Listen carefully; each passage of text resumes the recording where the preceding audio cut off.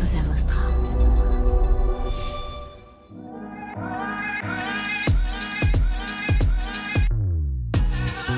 Bonjour, bienvenue dans Le Panier, le premier podcast e-commerce. Mes invités cartonnent et me livrent leurs secrets de réussite et les problèmes qu'ils ont rencontrés pour qu'on puisse, ensemble, apprendre à vendre mieux et plus.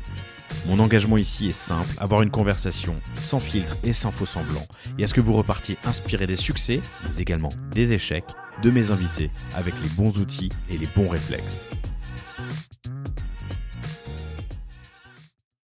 Un brevet, ça a une durée de vie avant de tomber dans le domaine public. Ouais. Quelle est cette durée de vie ? C'est 20 ans. Toi, tu l'as déposé en quelle année ?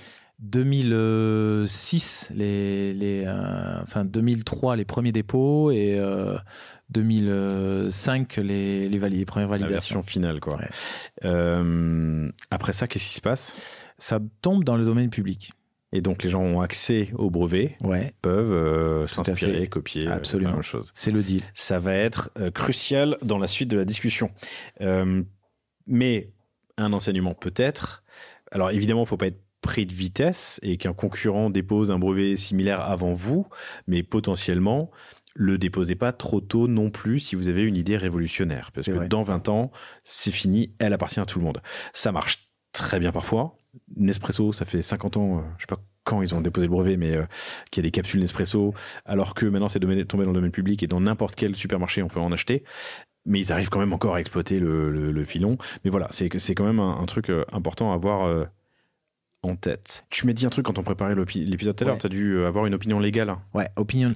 En fait, c'est que quand tu as quand ton brevet est dans le périmètre d'une entreprise qui a déposé le bilan, ben ensuite ça va être compliqué pour toi de contractualiser basé sur ce brevet.